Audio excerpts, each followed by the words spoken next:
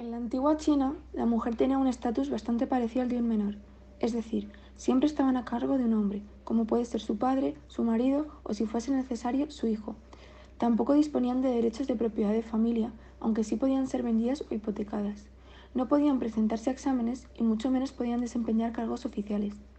Aunque es evidente las diferentes características dependiendo de la región de China, había una general y que predominaba sobre todas.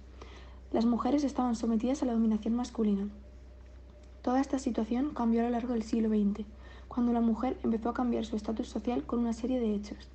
Las mujercitas eran niñas de familias pobres vendidas por dichas familias hacia otra familia más adinerada para convertirlas en criadas chinas. Cualquier comprador que pudiese pagar la cantidad acordada era aceptado. Esta situación era vivida por miles de niñas chinas a lo largo de los años, pero fue en 1930 cuando los misioneros occidentales fundaron una casa para las mujercitas en Yunnan. Aunque este fue el primer cambio para dichas niñas y fue de gran ayuda, la venta de la mujercitas continuó hasta que el gobierno chino acabó con ella en 1950. Sin duda, 1950 fue el año más decisivo para las mujeres en China. La proclamación de la República China y las ambiciosas nuevas medidas de igualdad entre sexos supuso un empoderamiento de la mujer china y un principio al final progresivo a las lacras tan arraigadas de la cultura tradicional del país. Además, en ese mismo año se estableció la ley del matrimonio y el fin del estatus de la mujer en la antigua China. En esta década surgieron otros muchos cambios como la abolición del matrimonio infantil o la adjudicación de los derechos de la educación y el trabajo a la mujer. Aún así, seguía existiendo bastante machismo en el país. Un caso de mantenimiento del machismo o dominación masculina fue que el final de las Sampotsai no llegó hasta 1960. Las Sampotsai se trataba de una práctica muy antigua llevada a cabo desde el siglo XIII que consistía en niñas transferidas desde sus familias hasta la casa de futuros maridos tan jóvenes como ellas o incluso más. Esto proporcionaba una esposa a su hijo sin los trámites de los regalos hacia la familia de la novia. Era una forma desprestigiada de matrimonio llevada a cabo en las zonas pobres por el cual de los padres de las novias cubrían sus gastos y deudas con el dinero de la venta.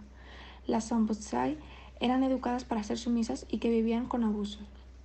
Esta institución finalizó en 1960 cuando el pueblo comenzó a ser más próspero coincidiendo con el paso de la agricultura tradicional a la urbanización. Al mismo tiempo, las niñas y los niños aumentaron su nivel educativo, eran cada vez más capaces de aprovechar las crecientes oportunidades de trabajo. Durante este siglo fueron numerosas las organizaciones para ayudar a la mujer. Entre ellas, una de las más importantes fue el Po Leung Pung, fundada en 1878 y es una de las más antiguas y prestigiosas organizaciones filantrópicas de Hong Kong. Esta organización contó con detectives que buscaban casos de secuestro en los muelles a bordo de los barcos, llevaban a los sospechosos a la policía y a las víctimas les interrogaban para ver qué había pasado e intentar remediar su situación, bien devolviendo a la niña o mujer a su familia o bien poniéndola en manos de un hospital o organización caritativa. El proceso hacia la igualdad fue creciendo con hechos como el de 1995. En septiembre de 1995, representantes de 189 gobiernos junto a activistas y otros participantes se reunieron en la capital de China para firmar la Declaración de Beijing, que ponía las bases de los estándares a la igualdad de género, lucha contra la violencia de género o acceso igualitario de derechos como la educación o la política, entre otros. A día de hoy, en China todavía los hombres se enfocan más en sus trabajos y las mujeres en la familia. Es una tradición cultural y se necesita mucho tiempo para formar una mentalidad nueva. Aún así, el avance es indiscutible, gracias a todo lo mencionado y las nuevas medidas que acercan más a China a la igualdad, como la ley contra la discriminación laboral de las mujeres, vigente recientemente. En Japón, todo fue similar. La visión de la figura femenina japonesa antes del siglo XX, según la descripción de Mikishou Hane, era considerada como un ser inferior en la sociedad premoderna. Según la ley, las esposas japonesas eran consideradas menores y las hijas no tenían ni voz ni voto en su futuro. La figura del hombre era vista en la posesión del sello familiar y la de la mujer en la posesión del samoyi, una cuchara de madera para el arroz. Tras la Segunda Guerra Mundial, la Constitución establecía que el matrimonio debía ser consentido por ambos cónyuges y con los mismos derechos. Además, estableció con igualdad entre los hijos de la pareja. Entre 1868 y 1930, más concretamente durante la era Meiji, el adulterio estaba duramente condenado para la esposa.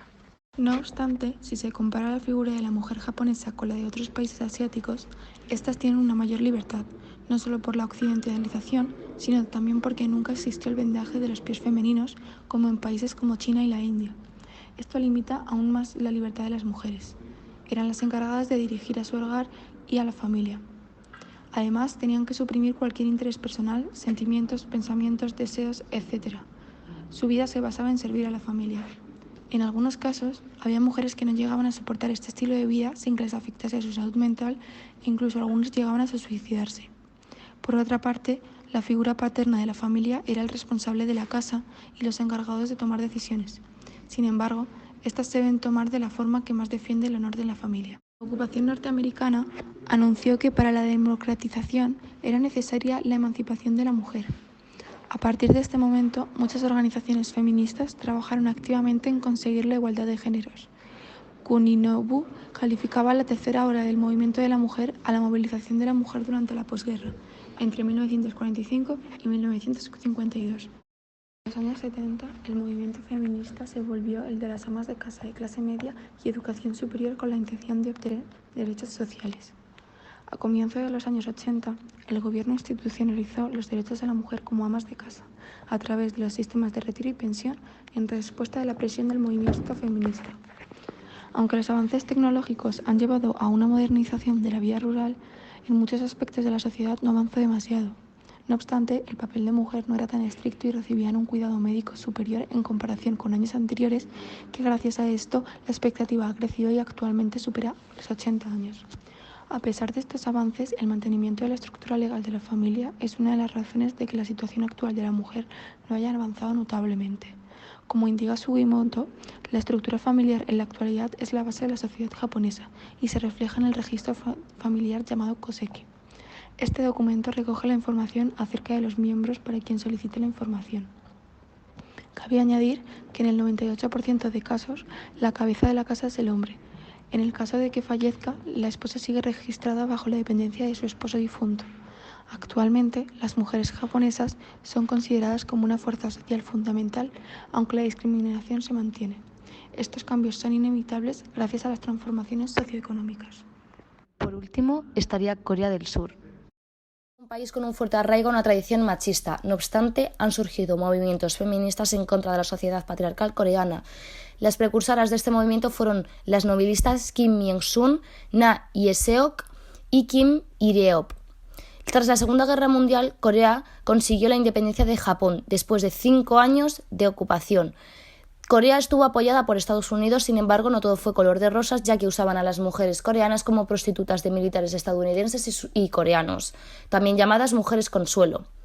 De 1950 a 1953, la península de Corea se vio sumida en una guerra entre la República del Sur de Corea y la República Popular Democrática de Corea.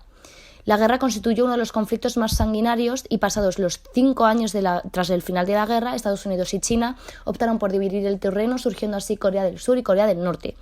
En los años 70 surgieron grupos feministas que abogaban por la liberación de la mujer y en especial con el nacimiento del Minjung-undong. Luchaban por la democracia, la liberación de las mujeres y entre otros problemas surgió el descontento de la población con las medidas tomadas por la dictadura. La tardía transición a la democracia parlamentaria llevó a un sufragio universal retrasado, ya que hasta los años 80 el país estaba sumido en constantes dictaduras y golpes de Estado. Con la llegada de los años 90 se establecieron leyes contra la violencia sexual y de género. Uno de los hechos más importantes fue la creación del Ministerio de Igualdad de Género, que consiguió la reforma de la Ley de Maternidad. En 2005 se aprobó una legislación para reemplazar un sistema que mantenía su apego a la tradición patriarcal coreana y que era defendido por los hombres o Ju-ge. No obstante, a pesar de la lentitud de los avances, las feministas surcoreanas han estallado ante las cámaras espías o molca y también los casos de violencia machista como el famoso femicidio que sucedió en Gangnam en 2016, un crimen misógino ejecutado por un hombre que apuñaló hasta la muerte a una mujer en los baños de un karaoke. Actualmente la presencia masculina en altos cargos como dirección es del 90%, hasta el punto de aparecer como el país con la brecha salarial de género más elevada de los 38 de la OCDE. Las tasas de desempleo femeninas son altísimas y muchos de los trabajos que ocupan las mujeres surcoreanas son temporales. Hay que añadir también la presión que sienten las mujeres a la hora de intentar encajar en el papel de mujer. A esto se le suma la cantidad de trabas a la hora de conseguir trabajos, y es que a menudo son discriminadas y descartadas. A pesar de la ilegalidad de estos actos, las penas y multas son mínimas. Por otro lado, las surcoreanas tienen una gran presión social para encajar en los cánones de belleza. En 2015, una encuesta volcaba que hasta el 30% de las veinteañeras se habían hecho alguna operación estética. Además de esto, hay un incremento de diagnósticos de trastornos alimenticios que además ha saltado a la prensa internacional a raíz de los suicidios de varias estrellas de K-pop. En 2020, por primera vez en la historia de Corea del Sur, surgió el primer partido feminista, el Partido de las Mujeres, que obtuvo más de 200.000 votos en las elecciones legislativas. Además, el movimiento feminista surcoreano ha logrado legalizar el aborto a partir del 1 de enero de 2021. Antes solo se podía practicar en casos de violación o riesgos para la salud. Sin embargo, en los últimos meses, un movimiento contrario al feminismo invade Internet y las redes sociales, también llamado movimiento antifeminista, que ha sido aprovechado por los políticos conservadores surcoreanos, como por ejemplo para exigir la eliminación del Ministerio de Igualdad, acusando de agravar las tensiones sociales en el país. Otro ejemplo fueron las críticas por el pelo corto que recibió An San, atleta de tiro con arco, durante los Juegos Olímpicos de Tokio, llegando a exigir que devolviese las medallas y pidiera disculpas.